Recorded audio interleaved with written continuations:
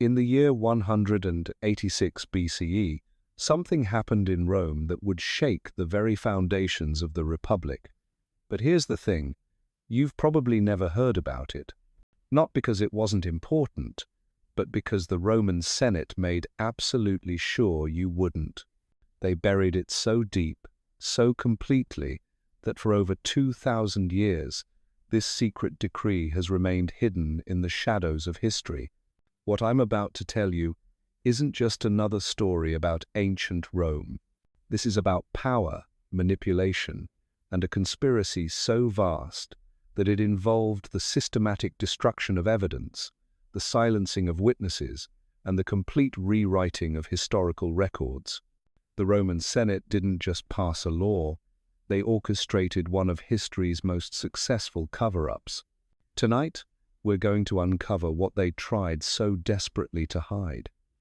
We're going to piece together fragments of truth from scattered documents, decode messages hidden in plain sight, and reveal why the most powerful empire in the ancient world was terrified of a single decree becoming public knowledge. But first, let me paint you a picture of Rome in 186 BCE. The Republic was at its peak. Roman legions had crushed Hannibal, conquered most of the Mediterranean, and brought unimaginable wealth flooding into the city. The Senate was drunk on power, believing themselves to be the masters of the known world. They had grown comfortable in their authority, convinced that nothing could threaten their grip on the empire. They were wrong, because somewhere in the marble halls of the Curia Julia, behind closed doors, a group of senators crafted a decree that would have torn the Republic apart if it had ever seen the light of day. This wasn't about taxes or territorial disputes. This was something far more dangerous, something that threatened the very identity of what it meant to be Roman. The first clue to this buried secret comes from an unlikely source, a broken piece of pottery discovered in 1847 inch, the ruins of Pompeii. Scratched into the clay, almost like graffiti, were 3 Latin words that made no sense to the archaeologists who found it. Senatus consultum occultum, the hidden Senate decree. For decades, scholars dismissed it as meaningless, just some random scribbles from a bored Roman citizen. But then, in 1923, something extraordinary happened.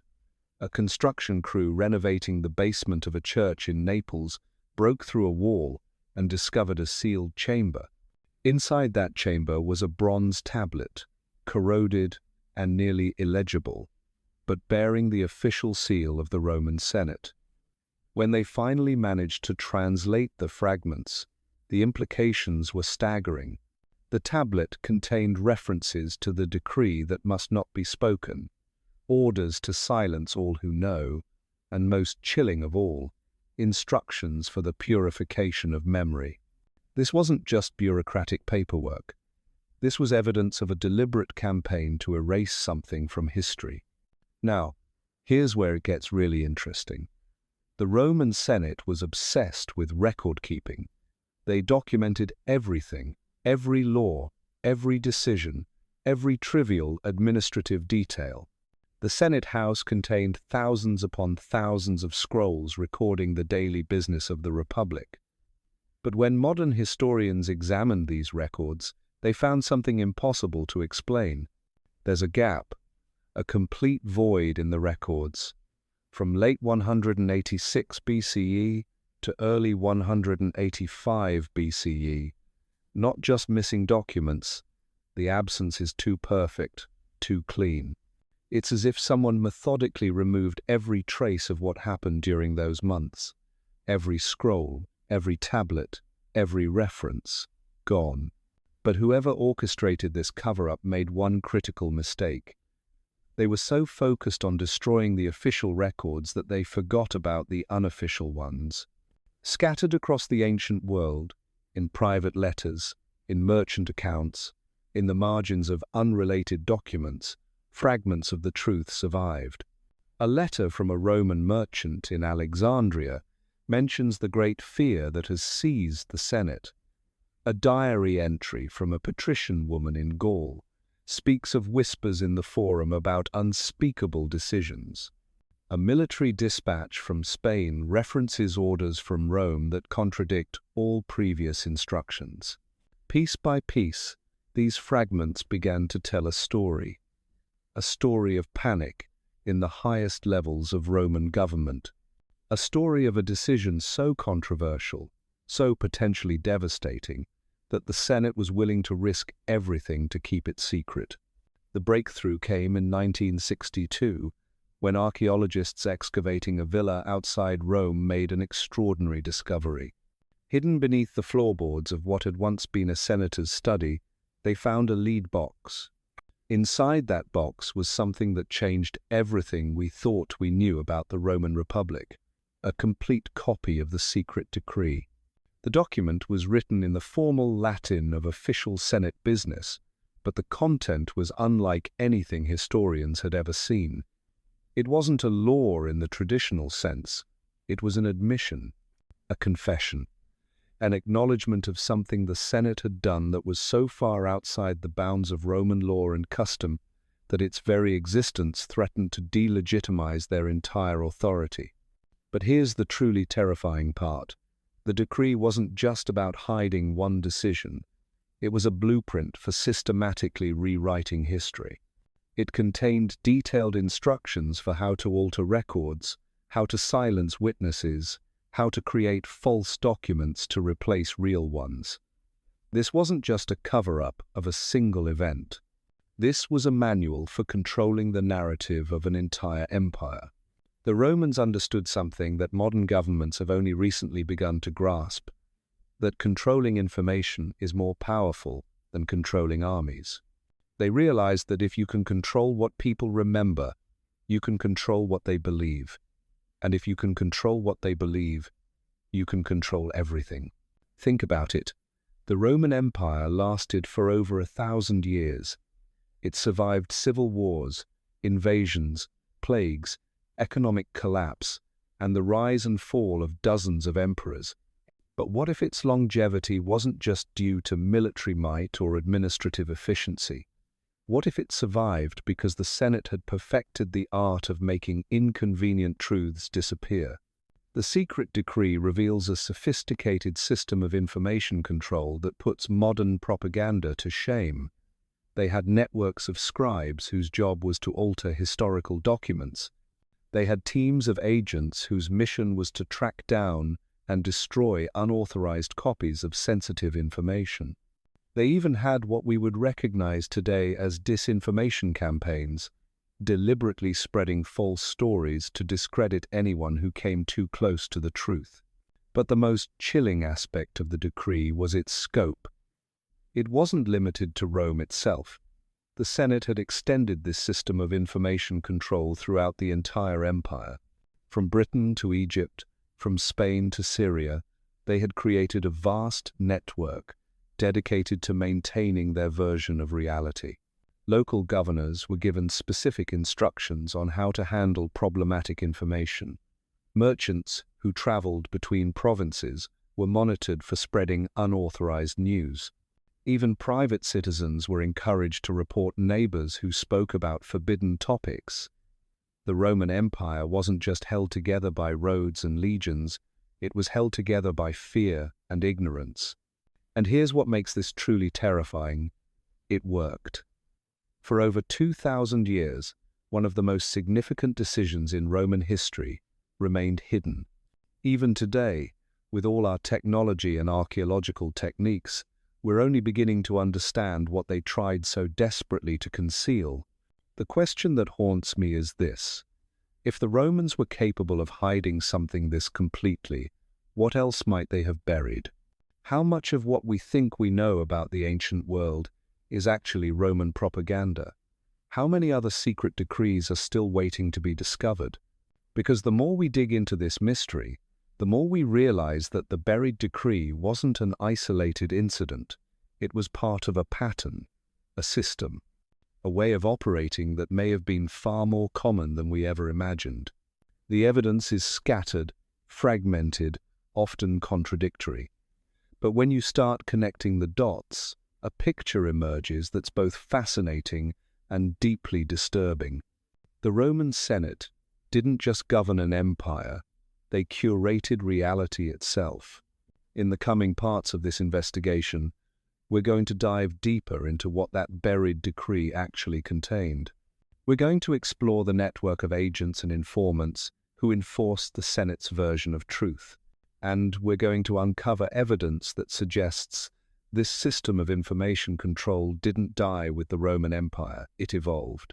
But right now, I want you to think about something. In our modern world, where information travels instantly across the globe, where everything seems to be documented and archived, how confident are you that we know the whole truth about anything?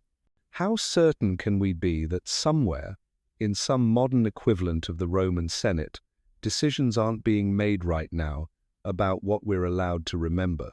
The Romans taught us that power isn't just about controlling what happens, it's about controlling what people think happened. And that might be the most dangerous lesson in all of human history. The first breakthrough in understanding what the decree actually contained came from an unexpected source, a Roman soldier's personal effects, found in the ruins of Hadrian's Wall. Among his possessions was a small wooden tablet, the kind used for everyday correspondence. But this wasn't a letter home to his family. Carved into the wood were notes from what appears to be a briefing session, fragments of instructions that would chill you to the bone. Citizens who speak of the Egyptian incident are to be relocated immediately. All temple records from the eastern provinces must be reviewed by approved scribes. The story of the plague must be adjusted to reflect divine intervention, not senatorial negligence. This wasn't just information control. This was reality engineering on an industrial scale, and the Egyptian incident the soldier referenced. That's where our story takes a truly dark turn. Through painstaking analysis of trade records and diplomatic correspondence, historians have pieced together what 186 BCE, something catastrophic happened in Alexandria, appears to be the trigger for the secret decree. Not a natural disaster or a military defeat, something fairest secret. The fragmentary evidence suggests that worse. Something that revealed the Roman Senate's dark weren't just any scholars, they were the key into Roman genealogical records. These, a group of Egyptian scholars, had been conducting research epochs of the Great Library, men with access to documents dating back centuries. And what they discovered threatened to expose a lie so fundamental to Roman identity that its revelation would have sparked immediate revolution. Here's what we think they found. The legendary founding story of Rome, the tale of Romulus and Remus raised by wolves, the divine ancestry that justified senatorial authority, it was fabricated. Completely. The real origins of Rome were far more mundane, far less glorious, and absolutely incompatible with the Senate's claims to divine mandate.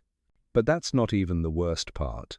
The Egyptian scholars had also uncovered evidence of what we can only describe as systematic fraud. For generations, the Senate had been forging documents, manufacturing genealogies, and creating false historical records to support their political agenda. The very foundation of Roman law, Roman culture, Roman identity, built on lies. When word of this discovery reached Rome, the Senate's response was swift and brutal. The scholars weren't just killed, they were erased. Their names were struck from all records, their research was destroyed, and the library sections containing their work were mysteriously damaged in an accidental fire. But the Senate knew this wasn't enough.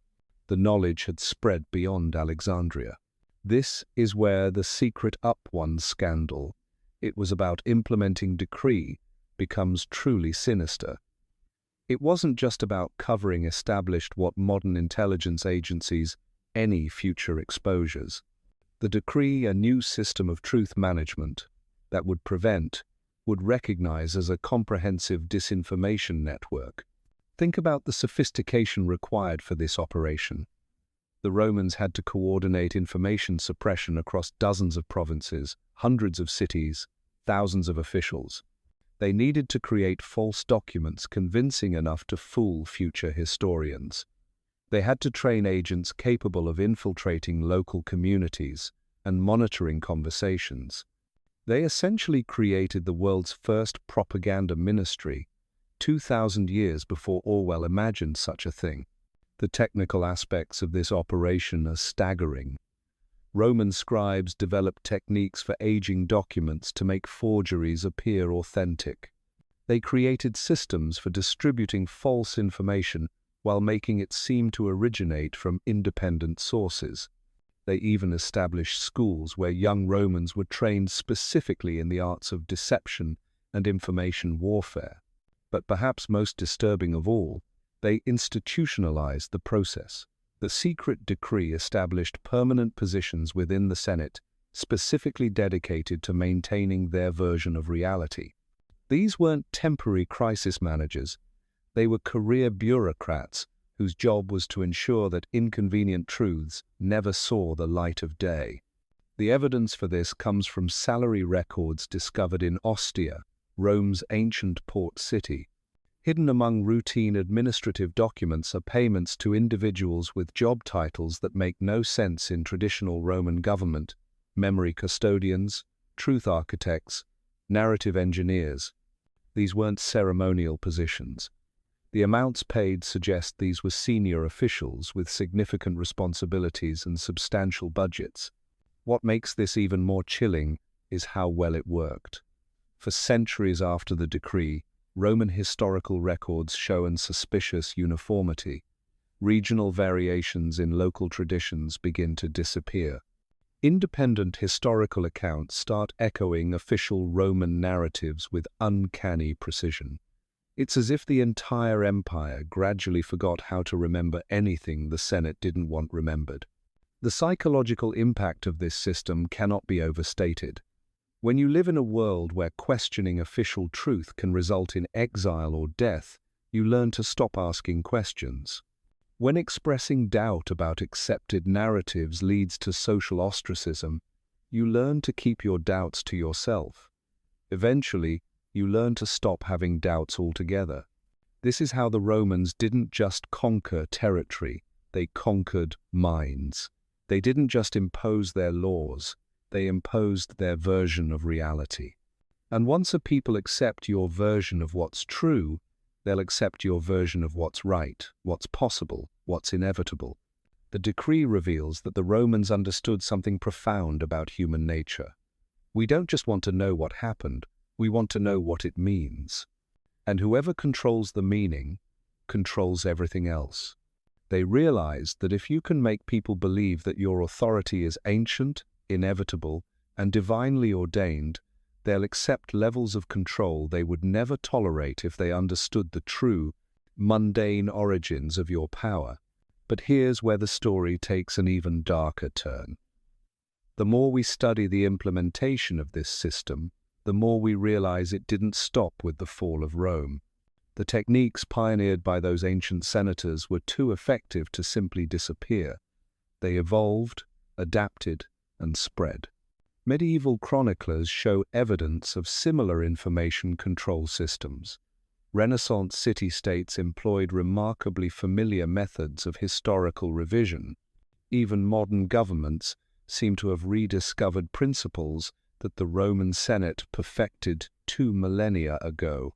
The secret decree wasn't just a historical curiosity. It was a blueprint that has been copied, refined, and implemented throughout human history. Every time you encounter an official narrative that seems too clean, too convenient, too uniformly accepted, you might be seeing the descendants of Roman information warfare in action. Consider how many established facts about history have been overturned by new archaeological discoveries. Consider how often we find evidence that previous generations were told completely different stories about the same events. Consider how frequently governments, corporations, and institutions are caught systematically deceiving the public about matters of vital importance. The Romans showed us that reality is negotiable, truth is malleable, memory can be edited. And once you understand that these techniques exist, once you see how effectively they've been used throughout history, you start to wonder, what are we being told today that future archaeologists will discover was completely false? The buried decree forces us to confront an uncomfortable possibility that much of what we consider established history might be nothing more than successful propaganda from long-dead empires. That the victors didn't just write history, they rewrote it, edited it, and buried anything that contradicted their preferred narrative. And this brings us to perhaps the most unsettling discovery of all, the Roman Senate's recruitment methods for their information control network. They didn't rely solely on government officials or military personnel. They systematically infiltrated the very foundations of Roman society, turning ordinary citizens into unwitting agents of deception. The evidence comes from personal correspondence found in a villa outside Pompeii, preserved by volcanic ash for nearly 2,000 years. Among the letters is a series of exchanges between a prominent Roman merchant and what appears to be a Senate handler. The merchant isn't being paid for his services, he's being blackmailed. The handler knows about tax evasion, about forbidden religious practices, about an affair that would destroy the merchant's family. In exchange for silence, the merchant agrees to spread specific stories in the markets where he trades, to report conversations he overhears, to subtly redirect discussions that veer too close to forbidden topics. This wasn't an isolated case. Similar letters have been discovered across the former empire, revealing a vast network of coerced collaboration. The Romans understood that the most effective lies are the ones people tell themselves, and the most convincing propaganda is the kind that ordinary citizens spread without realizing they're doing it. But here's what makes this truly ingenious. The Senate didn't just recruit individual informants, they embedded their agents within existing social structures. Religious ceremonies became opportunities to reinforce official narratives. Educational systems were gradually modified to emphasize approved versions of history. Even entertainment was weaponized. Gladiatorial games included theatrical performances that subtly promoted Senate-approved messages about Roman superiority and the dangers of questioning authority. The sophistication of this operation becomes clear when you examine the training materials that have survived. Hidden in the foundation of a building in Rome, archaeologists found a collection of wax tablets containing what can only be described as a manual for psychological manipulation. The instructions are chilling in their precision. When contradicting false memories, never appear to argue. Instead, express confusion and ask the speaker to clarify details. Most will begin to doubt themselves without prompting. Introduce corrections through questions, not statements. Are you certain it happened that way? I thought I remembered something different. The human mind prefers to believe it discovered truth rather than being told it.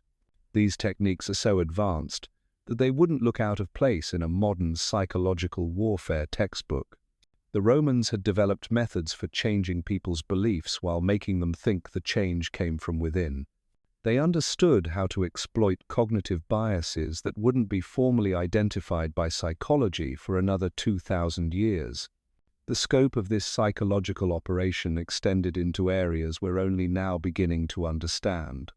Roman architects began incorporating specific design elements into public buildings that promoted feelings of awe and submission. Roman artists received commissions that required them to subtly alter historical scenes in ways that supported official narratives. Even Roman cuisine was influenced. Certain spices and preparation methods were promoted because they were associated with regions that supported Senate authority, while foods linked to rebellious territories were gradually stigmatized. This total integration of information control into daily life created something unprecedented in human history, a population that policed its own thoughts. Citizens learned to recognize dangerous ideas before they could fully form them. Conversations would naturally steer away from forbidden topics through a kind of collective unconscious self-censorship. People began to forget that they had ever known different versions of events. The psychological impact was generational. Children born into this system never experienced unfiltered information. They grew up in a world where questioning certain narratives felt as unnatural as questioning gravity. The Senate had achieved something that even the most tyrannical dictators could only dream of: a population that genuinely believed their propaganda, not because they were forced to, but because they couldn't imagine any alternative. But the most chilling aspect of the secret decree wasn't what it revealed about Roman information control, it was what it revealed about human nature itself. The Romans had discovered that people don't just accept comfortable lies, they actively prefer them to uncomfortable truths. Given the choice between a flattering falsehood and a humbling reality, most individuals and societies will choose the falsehood every time. This insight allowed the Senate to perfect what we might call voluntary deception. They didn't have to force their version of reality on people, they just had to make it more appealing than the truth. They created narratives that made Romans feel special, chosen, destined for greatness. They offered explanations that simplified complex realities into digestible stories with clear heroes and villains. They provided certainty in an uncertain world, even when that certainty was built on lies. The decree reveals detailed studies of how different populations respond to different types of deception. Rural communities were more susceptible to religious explanations, so false prophecies and manufactured omens were used to guide their behavior. Urban populations responded better to economic arguments, so false trade reports and manipulated market data became tools of control. Military units could be influenced through appeals to honor and tradition, so their histories were carefully edited to emphasize loyalty and obedience. What emerges from these documents is a picture of information warfare so sophisticated that it makes modern propaganda look crude by comparison. The Romans didn't just lie to their people, they studied how their people wanted to be lied to, then gave them exactly what they craved. And perhaps most disturbing of all, the decree reveals that this system was designed to be self-perpetuating. Each generation of officials was trained to improve upon the methods of their predecessors. New techniques were constantly developed and tested. The network of informants was expanded and refined. The system didn't just maintain itself, it evolved, becoming more effective with each passing decade. Evidence suggests that by the height of the Roman Empire, the information control apparatus had become so advanced that it could manipulate public opinion on virtually any topic within a matter of months. They could make unpopular wars seem necessary, corrupt officials appear virtuous, and economic failures look like divine tests of Roman character.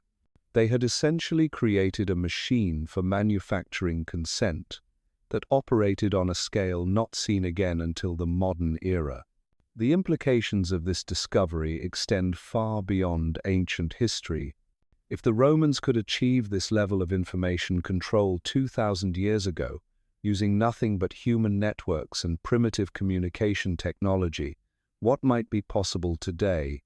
In an age of global media, artificial intelligence, and psychological profiling so detailed that computers can predict our behavior better than we can predict it ourselves, how confident can we be that we're seeing reality clearly? The secret decree forces us to confront a possibility that most people find too uncomfortable to seriously consider, that we might be living inside a version of reality that has been carefully constructed for us by those who benefit from our believing it.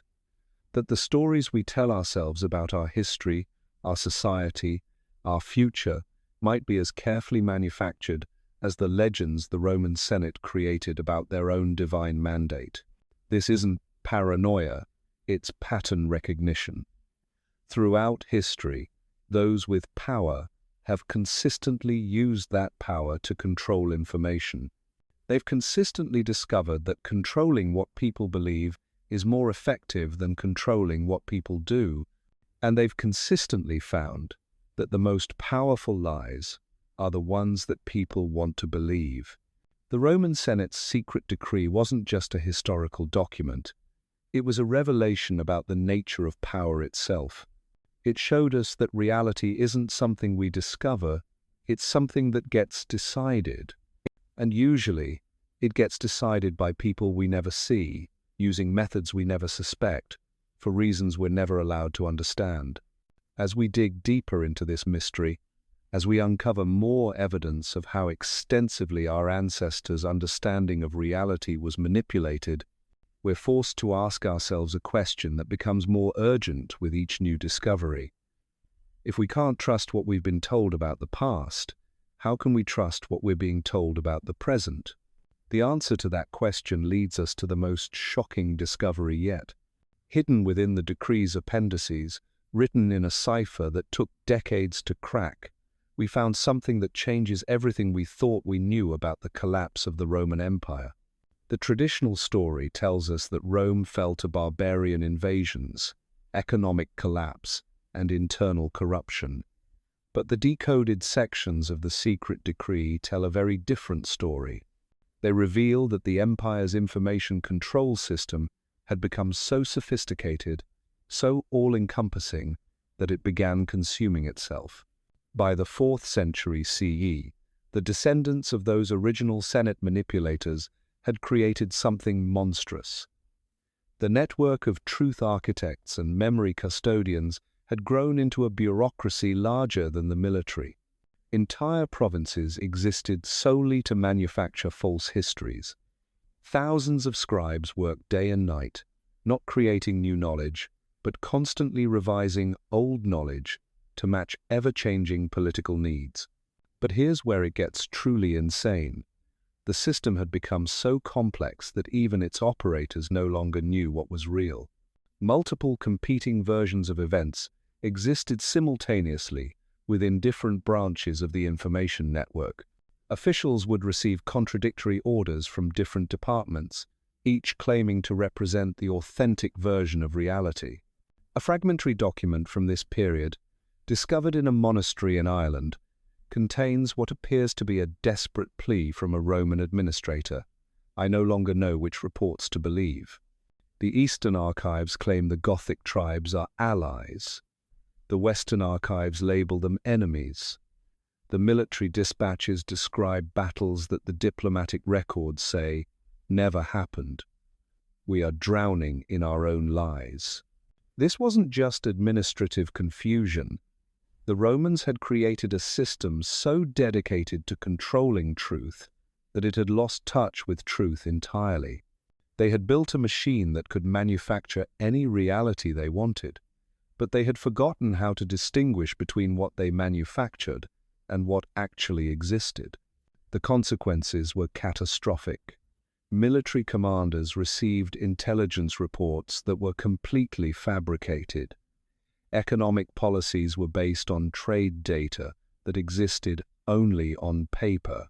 Diplomatic negotiations were conducted with foreign powers, whose actual positions had been filtered through so many layers of spin and revision that Roman negotiators were essentially talking to themselves. The empire didn't fall to external enemies. It suffocated under the weight of its own deceptions. The barbarian invasions were successful not because the Romans were militarily weak, but because they had lost the ability to accurately assess threats. They were fighting phantom armies while real ones approached undetected. They were defending against imaginary weaknesses while actual vulnerabilities went unaddressed. But the most terrifying revelation is still to come. As we've studied these documents, as we've traced the evolution of Roman information control techniques, we've begun to recognize patterns that are disturbingly familiar. Modern democratic governments, employ psychological operations units that use techniques pioneered by Roman memory custodians. Corporate marketing departments have rediscovered methods for voluntary deception that the Senate perfected centuries ago. Social media algorithms create information bubbles that function exactly like the Roman system of regionalized propaganda. The tools have changed, but the principles remain identical. Create multiple versions of reality tailored to different audiences. Make people feel special for believing your version. Discredit dissenting voices through character assassination rather than logical argument. Use social pressure to enforce conformity. Most importantly, make the control system invisible. People must believe they've reached their conclusions independently. What's truly chilling is how much more effective these techniques have become. The Romans needed decades to alter historical records. Modern revisionism can happen in real time. They needed networks of human agents to monitor conversations. We carry surveillance devices voluntarily and call them phones. They needed to physically destroy contradictory documents. Today, inconvenient information simply gets buried in search results or flagged as misinformation. The Roman Senate would be amazed at what their intellectual descendants have accomplished. They dreamed of controlling the narrative across an empire. Modern information architects control narratives across the entire planet. They hope to influence a few million people. Today's systems shape the beliefs of billions. But here's what makes this even more disturbing. We're not just seeing these techniques used by governments anymore. Corporations, activist groups, religious organizations, even individuals with social media followings have adopted methods that originated with the Roman Senate's secret decree. The democratization of information control means that reality itself has become a battlefield where multiple competing factions fight to determine what people believe. Consider how many times you've seen the same story reported in completely contradictory ways by different sources. Consider how often established facts about current events change within hours or days. Consider how frequently you encounter information that seems designed not to inform you, but to make you feel a certain way about a topic. The Romans showed us that the most effective form of control isn't force, it's confusion. When people can't distinguish between truth and fiction, they become paralyzed. They stop trying to understand reality and start looking for someone to tell them what to believe. And there's always someone ready to provide that service. The secret decree contained detailed psychological profiles of different personality types and how they respond to various forms of manipulation. These profiles are so accurate that they could have been written by modern behavioral scientists. The Romans understood that intellectuals could be controlled through appeals to complexity and give them elaborate theories that make them feel smart for understanding them. Emotional people could be managed through fear and outrage, keep them angry at designated enemies. Practical people responded to fake economic data, convince them their material interests align with your agenda. But the most sophisticated manipulation was reserved for what they called the questioning minds, people who naturally doubted authority and sought truth independently. For these individuals, the Romans developed what we might recognize today as controlled opposition. They created fake resistance movements, false whistleblowers, and manufactured scandals that revealed partial truths while concealing larger lies. This technique is brilliant in its cynicism. By giving skeptical people a sense that they're fighting against deception, you make them less likely to recognize the deeper deceptions that surround them. By allowing them to discover some hidden truths, you build their confidence in their ability to detect lies, making them more vulnerable to the lies you actually want them to believe. The decree reveals that some of history's most famous rebels and truth-tellers were actually Roman agents, carefully managed to provide the illusion of resistance while actually reinforcing the system they appeared to oppose. Names that we still recognize today as symbols of courage and independence were, according to these documents, nothing more than actors playing roles in an elaborate theatrical performance, designed to convince people they were free while ensuring they remained controlled. This raises a question so disturbing that most people refuse to seriously consider it. How many of today's prominent critics of power, how many celebrated whistleblowers and independent journalists and conspiracy theorists might be playing similar roles? How can we tell the difference between genuine resistance and manufactured opposition designed to channel dissent in harmless directions? The Roman system was designed with this problem in mind. They understood that people have a natural instinct to rebel against authority, so they created acceptable forms of rebellion that actually strengthened their control. They gave people enemies to hate, causes to fight for, truths to uncover, all carefully designed to distract from the real mechanisms of power. But perhaps the most chilling aspect of the decree is its discussion of what they called reality fatigue. The Romans discovered that if you expose people to enough contradictory information, enough competing narratives, enough uncertainty about basic facts, they eventually stop trying to figure out what's true. They retreat into small, comfortable bubbles of certainty, accepting whatever version of reality requires the least mental effort. This wasn't an accidental discovery. It was a deliberate strategy. By creating an environment of maximum confusion, the Senate could make people grateful for any source of clarity, even if that clarity was completely fabricated. People would rather believe a comfortable lie than struggle with an uncomfortable uncertainty. Does any of this sound familiar? In our current information environment, we're constantly bombarded with contradictory reports, competing experts, and rapidly changing facts about everything from health and science to politics and economics. We're told that up is down and down is up, that yesterday's truth is today's misinformation, that experts who were credible last week are now dangerous conspiracy theorists. The result is exactly what the Romans predicted: reality fatigue. Most people have simply given up trying to understand what's actually happening in the world. Instead, they choose their preferred information sources based on which ones make them feel better about themselves and their beliefs. They're not looking for truth. Their secret decree wasn't just a historical for comfort. The Roman Senate's document, it was a prophecy. They predicted that information control would become so sophisticated that future societies would voluntarily surrender their ability to think independently. They foresaw a world where people would beg to be deceived, where truth would become so painful and complex that lies would feel like mercy. And looking around at our current world, it's hard to argue that their prophecy hasn't come true. The implications stretch beyond politics and into every aspect of human knowledge.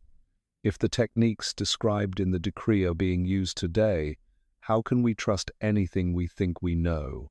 Medical research, scientific studies, historical accounts, economic data, all of it passes through systems that could easily be manipulating information using methods perfected 2,000 years ago. The Romans understood something that we're only beginning to grasp: that controlling information isn't just about political power. It's about defining reality itself. When you can determine what people believe about the past, you can influence how they think about the present. When you can shape their understanding of how the world works, you can predict and control their behavior with frightening precision. But there's one more element of the decree that we haven't discussed yet, and it's the most disturbing of all. The Romans didn't just create a system for controlling information. They created a system for controlling human evolution itself. The evidence for this comes from a collection of documents found in 2019 beneath the ruins of a Roman villa in southern France. Hidden in a lead-lined chamber that had remained sealed for nearly 2 millennia, archaeologists discovered what can only be described as breeding records, not for livestock or crops, for humans. The documents reveal that the Roman Senate had identified specific psychological traits that made individuals more susceptible to their information control techniques. They discovered that certain combinations of intelligence, curiosity, and social compliance created the ideal citizen smart enough to be useful, but not smart enough to see through their manipulations. And they began systematically encouraging reproduction between individuals who displayed these characteristics. This wasn't crude eugenics based on physical appearance. This was psychological engineering on a generational scale. Roman officials would identify families whose children showed the correct balance of traits, enough independent thinking to innovate and create, but enough deference to authority to never truly rebel. Marriage arrangements were subtly influenced. Economic incentives were provided to encourage certain pairings. Social pressures were applied to discourage others. The decree contains detailed genealogical charts spanning multiple generations, tracking how specific psychological characteristics were passed down through Roman bloodlines. They were literally breeding a population optimized for control. People who would feel clever and independent while remaining fundamentally obedient to authority. But here's where it gets truly horrifying.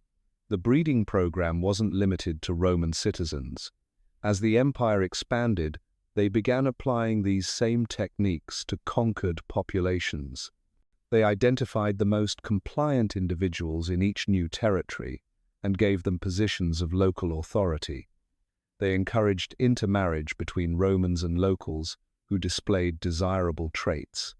Over time, they were reshaping the psychological landscape of entire continents. The genetic records show clear evidence of selection pressure being applied across hundreds of generations. Certain personality types that had been common in pre-Roman populations gradually disappeared from the gene pool. Traits like natural skepticism of authority, independent problem-solving, and resistance to social conformity became increasingly rare with each passing generation. By the height of the empire, the Romans had created populations that were biologically predisposed to accept their version of reality. These weren't just cultural changes that could be reversed with education. They were genetic modifications that would persist for thousands of years. And here's the truly terrifying question. What if this program was more successful than even the Romans imagined? What if the psychological traits they selected for are still dominant in modern populations? What if our apparent willingness to accept contradictory information, our tendency to defer to authority figures, our preference for comfortable lies over difficult truths, what if these aren't just cultural phenomena, but the result of centuries of genetic programming? The implications are staggering. Modern behavioral genetics has identified specific gene variants that correlate with traits like authority acceptance, social conformity, and resistance to cognitive dissonance. The distribution of these variants across different populations matches almost perfectly with the historical reach of Roman influence. Areas that were under Roman control for longer periods show higher frequencies of the compliant genetic markers.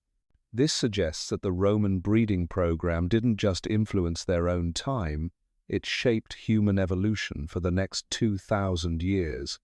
We may be living with the psychological legacy of ancient Roman genetic engineering, carrying in our very DNA a predisposition to be controlled by systems we can't even recognize.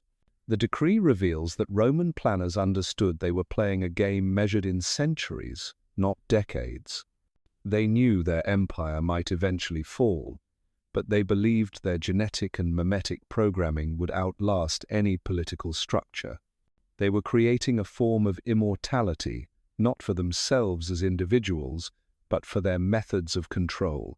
Evidence for the long-term success of this program can be seen in how consistently human societies have rediscovered and implemented the same information control techniques throughout history. Medieval kingdoms, Renaissance city-states, modern democracies, authoritarian regimes, all have independently developed methods that mirror those described in the secret decree. This isn't coincidence. It's genetic memory, expressing itself across cultures and centuries. The Romans understood that the most effective form of control is the kind that people carry within themselves. If you can modify human nature itself, you don't need external enforcement mechanisms. People will police themselves, suppress their own dangerous thoughts, and actively resist information that threatens their programmed beliefs. Modern neuroscience has confirmed that the traits the Romans selected for have measurable effects on brain structure and function. Individuals with high authority acceptance genes show different patterns of neural activation when confronted with conflicting information.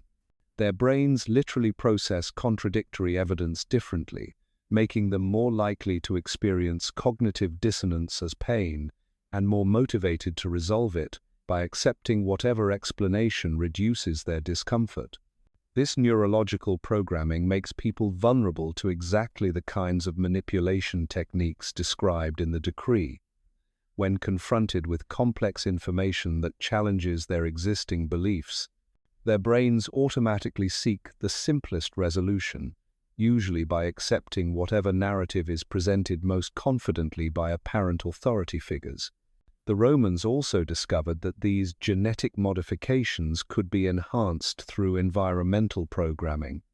Children raised in certain types of educational systems, exposed to specific patterns of reward and punishment, subjected to particular forms of social pressure, these experiences could amplify the effects of the genetic predispositions, creating adults who were even more susceptible to control. The decree contains detailed instructions for what they called cognitive architecture, methods for structuring learning environments to produce specific patterns of thinking. These techniques were so effective that they're still being used today, often by people who have no idea they're implementing Roman psychological warfare strategies. Modern educational systems, media environments, and social institutions all show clear evidence of cognitive architecture designed to produce compliant, easily managed populations. The specific methods may have evolved, but the underlying principles remain identical to those described in the 2,000-year-old decree. Consider how modern education emphasizes memorization over critical thinking, obedience over creativity, conformity over independence. Consider how media presents information in ways that discourage deep analysis while encouraging emotional reactions. Consider how social media platforms use psychological manipulation techniques to shape behavior and belief. None of this happened by accident. The people designing these systems may not be consciously following Roman blueprints, but they're working with human populations that have been genetically and culturally programmed to respond to these techniques. The Romans created not just methods of control, but people who could be controlled using those methods. The most chilling aspect of this discovery is how it reframes human history. We tend to think of the rise and fall of civilizations as natural cycles driven by economics, technology, and politics. But what if it's actually the result of genetic programming playing out over centuries? What if empires rise and fall according to patterns established by ancient psychological engineering programs that we don't even recognize? The Roman decree suggests that human societies are trapped in cycles of control that operate on genetic timescales. Every few hundred years, accumulated genetic and cultural programming reaches a critical mass, producing populations that are ready to surrender their freedom to new forms of authority. The specific ideologies and technologies change, but the underlying patterns remain consistent. This would explain why humanity seems incapable of learning from history, why the same mistakes get repeated across cultures and centuries, why every generation seems surprised by the rise of authoritarianism despite having access to detailed records of how it's happened before. We're not failing to learn from history, We're genetically programmed to repeat it. The Romans understood that true power isn't about controlling what people do, it's about controlling what people are capable of thinking. If you can modify human nature itself, you can create populations that will voluntarily choose servitude over freedom, comfort over truth, security over independence.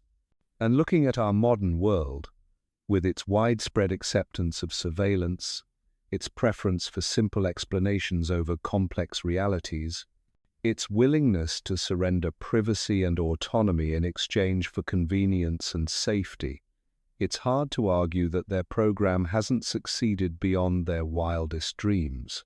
But perhaps the most disturbing revelation is yet to come. Hidden in the deepest layers of the decree, encoded in a cipher so complex that it took artificial intelligence to crack, we found the Romans' ultimate plan. They weren't just trying to control their own empire, or even future empires. They were attempting something far more ambitious: the complete transformation of human consciousness itself. The final sections of the decree describe what they called the Great Work, a multi-generational project designed to fundamentally alter how human beings process reality. They had discovered that consciousness itself could be modified through the right combination of genetic selection, environmental programming, and information control. Their goal wasn't just to create compliant populations, it was to create a new form of human being entirely. People who would experience reality in ways that made them incapable of recognizing their own slavery. Individuals whose consciousness had been so thoroughly restructured that they would perceive freedom as chaos and control as love. The evidence suggests they may have succeeded.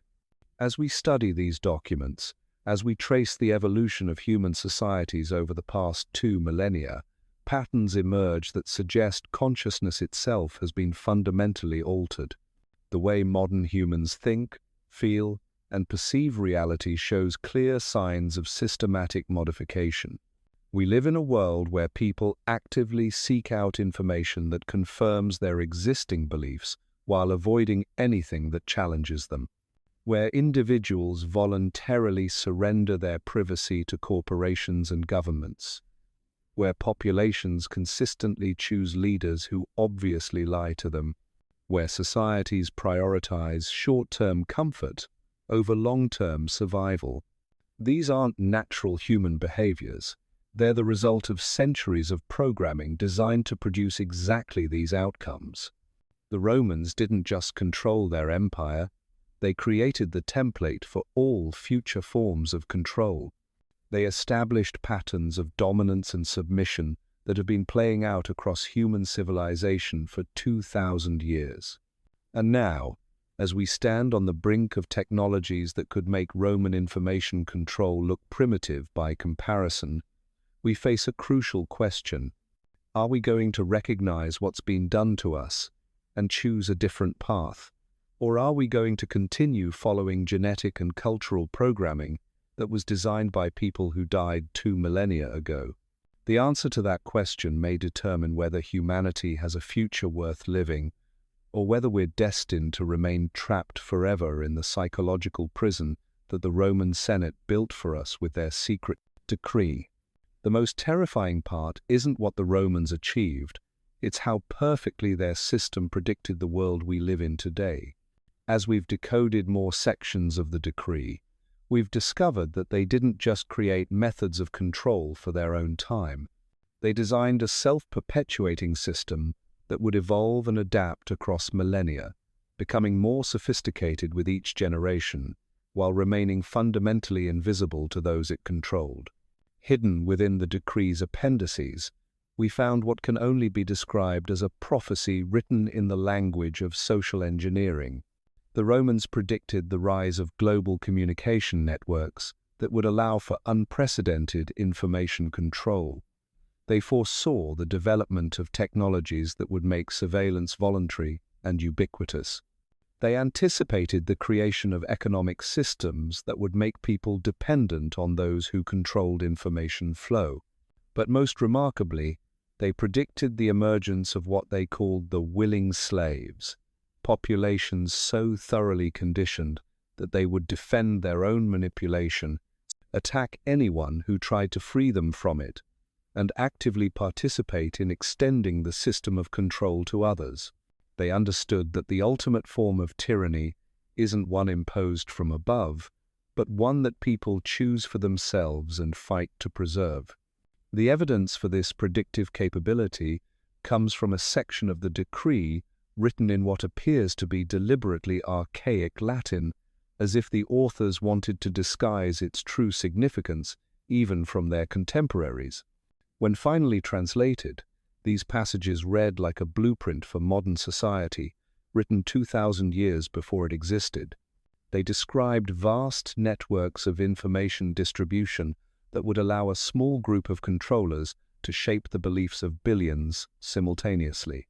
They envisioned systems of economic dependency that would make resistance to control literally unaffordable for most people. They predicted the rise of entertainment industries that would be indistinguishable from propaganda, delivering psychological programming wrapped in pleasure and distraction. Most chilling of all, they foresaw the development of what we now recognize as social media, systems that would allow people to spy on themselves and each other while believing they were connecting and sharing freely. They understood that the most effective surveillance network would be one that people built voluntarily, one that made them feel empowered while actually rendering them completely transparent to those who wish to control them. The decree contains detailed discussions of how future generations would be conditioned to surrender privacy in exchange for convenience, to trade freedom for security, to accept censorship as protection from dangerous ideas. The Roman planners understood that people could be trained to see their own enslavement as liberation, their manipulation as care, their exploitation as opportunity. But the most sophisticated aspect of their long-term strategy involved what they called crisis cultivation, the deliberate creation of problems that would require their solutions. They realized that populations experiencing genuine freedom and prosperity would eventually begin to question authority. Therefore, it was necessary to ensure that such conditions never persisted for too long. The decree outlines techniques for manufacturing crises that would make people grateful for any form of strong leadership, economic instability that would make security seem more valuable than liberty, social conflicts that would make unity under authority appear preferable to chaotic freedom, external threats that would justify internal control measures, environmental disasters that would require collective sacrifice of individual rights. These manufactured crises would serve multiple purposes. They would prevent populations from becoming too comfortable or independent. They would provide justification for expanding control systems. Most importantly, they would create psychological conditioning that associated freedom with danger and authority with safety. The historical record shows clear evidence of this crisis cultivation strategy being implemented across centuries and cultures. Examine any period of expanding governmental or institutional power, and you'll find it preceded by crises that perfectly justified the expansion. Look at any era of reduced individual liberty, and you'll discover threats that made those reductions seem necessary and wise. The pattern is so consistent that it suggests coordination across time periods and geographical boundaries. Either humanity has been remarkably unlucky in experiencing the same types of crises whenever freedom grows too widespread, or these crises have been systematically manufactured by those who benefit from their resolution through increased control. The decree reveals that Roman planners understood they were designing a system that would outlast their empire by millennia. They knew that specific political structures would rise and fall, but they believed their methods of psychological control would prove immortal. They were creating what we might call a control genome, a set of techniques and principles that would replicate across cultures and centuries like a virus of the mind.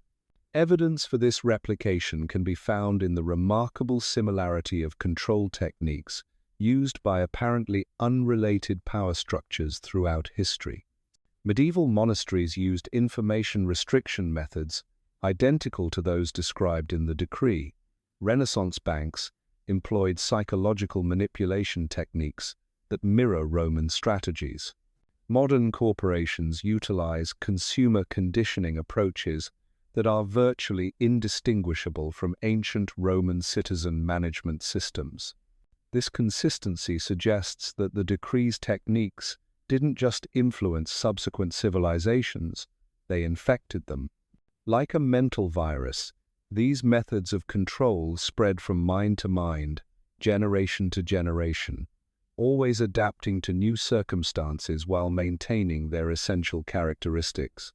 But the Romans went even further. They understood that the most effective form of immortality for their system would be to embed it so deeply into human consciousness that people would recreate it instinctively, even if they had no knowledge of its origins. They developed what they called archetypal programming, methods for associating their control techniques with fundamental psychological patterns that exist in all human beings. The decree contains extensive discussions of how to link authority structures to parental relationships, making resistance to control feel like rebellion against family. It describes techniques for connecting submission to survival instincts, making obedience seem like a biological necessity. It outlines methods for associating freedom with chaos and death, making slavery appear to be the only path to life and safety. These archetypal connections were designed to operate below the level of conscious awareness. People would find themselves naturally gravitating toward hierarchical structures without understanding why. They would feel uncomfortable with too much independence, without recognizing the source of their discomfort. They would seek out authority figures to follow, without realizing they had been programmed to do so. Modern psychology has confirmed that these archetypal patterns exist exactly as the Romans described them. Brain imaging studies show that people's responses to authority figures activate the same neural pathways as their relationships with parents. Behavioral research demonstrates that individuals consistently choose security over freedom when presented with choices that trigger survival instincts. Social psychology reveals that group conformity operates through mechanisms that are virtually identical to those described in the ancient decree. The Romans didn't just discover these psychological vulnerabilities, they weaponized them. They created a system of control that operates through humanity's deepest instincts, making resistance feel unnatural and submission feel like wisdom. They turned human psychology itself into a tool of domination. But perhaps the most disturbing discovery is how this archetypal programming has shaped human institutions across the millennia. Religious organizations, educational systems, corporate structures, governmental hierarchies, all show clear evidence of design principles that originated with the Roman decree. They all create similar patterns of authority and submission. They all use comparable methods of information control. They all generate equivalent forms of psychological dependency. This suggests that human civilization itself has been shaped by Roman psychological programming. The institutions we think of as natural and inevitable may actually be artificial constructs designed to perpetuate patterns of control established 2,000 years ago. Our entire social order might be nothing more than an elaborate machine for ensuring that humanity remains trapped in cycles of domination and submission. The decree reveals that Roman planners anticipated this outcome. They understood that if their archetypal programming was successful, future generations would recreate Roman-style control systems instinctively, believing they were creating something new and beneficial while actually following ancient blueprints for enslavement. They predicted that people would build their own prisons and call them homes. They foresaw the creation of surveillance systems that citizens would demand and defend. They anticipated the development of economic structures that would make freedom literally unaffordable for most of humanity. They envisioned educational systems that would train people to police their own thoughts and suppress their own curiosity. Looking at our modern world, it's difficult to argue that their predictions haven't been fulfilled with remarkable precision. We live in a society where people voluntarily carry tracking devices and call them conveniences, where individuals surrender their privacy to corporations in exchange for free services, where populations accept increasing surveillance and control in the name of safety and security. We inhabit economic systems that require most people to spend the majority of their lives working for others in order to afford basic survival. Educational institutions that teach compliance and conformity more effectively than critical thinking. Media environments that provide entertainment and distraction while delivering sophisticated psychological programming. All of these systems operate exactly as the Roman decree predicted they would. They make people feel free while keeping them controlled.